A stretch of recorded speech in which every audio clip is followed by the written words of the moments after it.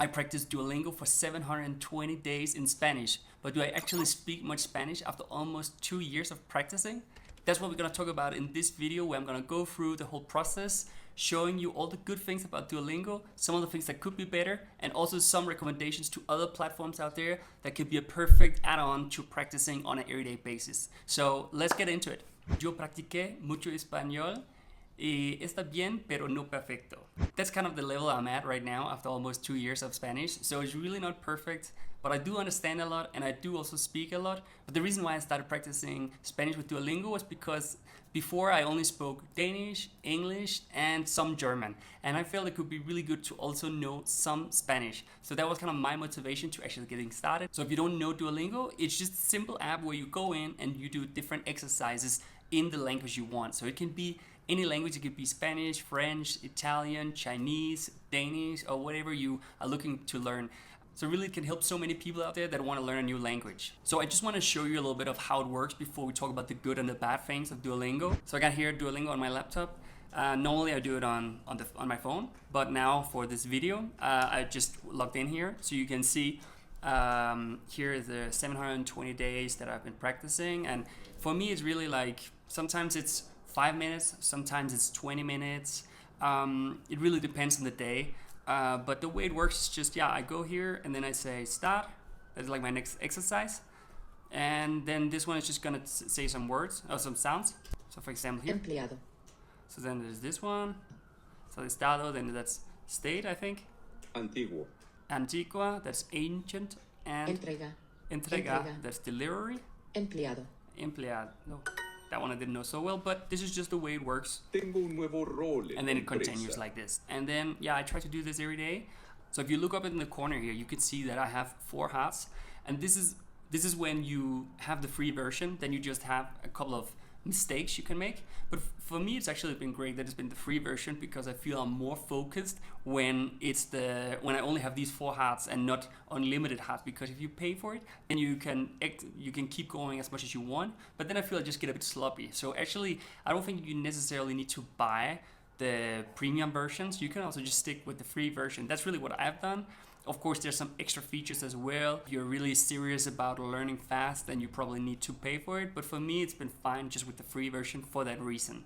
But that's pretty much how it works. I just log in and then I do these exercises from time to time. So I want to talk about some of the really good things about Duolingo and why I've used it for so long. And that is especially that there's this gamification thing to it, that it feels a little bit like a game. It's not just like when you're in school and you just get a book and then you have to fill in something and you feel it's kind of boring. And I think here it's different. There's a little bit of gamification, and then also when you have the motivation to actually learn, then that kind of makes you motivated and makes you keep going. So I think really this gamification thing have been an important element for me, and I think also for other people. Another thing that I really think is great is that it's so flexible. I often do these exercises when I'm out for a walk, if I'm in an Uber, if I'm in the airport, or before I go to sleep. It's just whenever I have like these 5, 10, 20 minutes.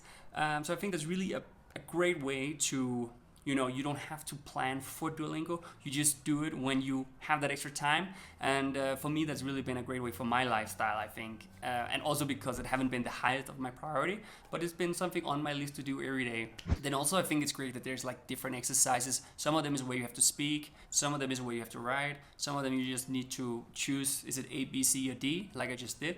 So there's like different exercises, which I think is great because they try to make sure you practice the different things that is needed. So I think that's great as well. And I think there's a lot of great things here for something that is for free, unless you want the extra features. Yeah, that is like really, I think, the 3 things that I will point out that I really appreciate about using Duolingo. So speaking of some of the things that could be better, I think that there's a little bit of a gap between I learn a lot of things over here in Duolingo, but I feel like when I'm out in reality and I need to use these things I learned, I feel like it doesn't really fully connect. I feel like, okay, I know these words, but now I have to speak to someone and I don't really know how to put it together. So I feel this element of actually practicing to speak with someone, you don't really get that from Duolingo. But the good thing, of course, is that you can learn a lot of grammar and maybe you understand a lot of things when people talk. But I feel really that you have this lag. You really need, it's just not enough just using Duolingo for this. This is more getting like the good understanding. Then also I feel sometimes it doesn't really understand who I am and the things I need help with. I feel there's some basic things I still don't really understand. Sometimes I'm not good with the future or the past and different grammar elements to it, and I feel like it should know me a little bit better sometimes. But I mean, of course, again, it's an app, so it doesn't really know everything about me, and it just takes different algorithms. But still, I feel that sometimes, like, okay, I don't understand these basic things after almost 2 years. So of course, there's really some things that could be a little bit better of understanding who I am and adapt even more to that. And again, maybe because I've used the free version, there's some things that would work better and more intelligent. When you actually pay for it. So the big question is, would I recommend Duolingo? And of course I would. I think it's really great, whether you just want to practice a little bit for fun or you actually have a goal to learn a new language. And then this can be kind of the starting point. So I think really, if you're thinking to learn a new language, start here with Duolingo and then see what other things you need later on maybe. So I think, I would really recommend people to go ahead and start trying, download the app and just start practicing. And then just step by step and keep your streak like I have, then you don't really want to stop when you're at 720 days. So I do want to mention one other platform that I think you should check out that is really interesting, and that is Preply. So I started using Preply earlier this year, and this was because I felt like I needed to speak Spanish with a real person, and not only using Duolingo. So then I was looking, I need a teacher or someone to help me speak more Spanish. And then I found this platform, Preply, which is a platform that connects people like me to different tutors or teachers around the world, whether it's Spanish, English, French, or whatever. So I just logged in and I looked and did a bit of research and found a tutor. And then I've had some classes from time to time. And it's been a good setup. And also it's like really affordable. So it's really something I want to recommend.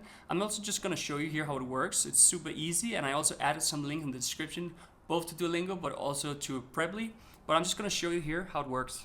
And if you go here to find tutors, then here it's going to ask what kind of language you want. And then let's just say Spanish now. And that's what we have been focusing on in this one.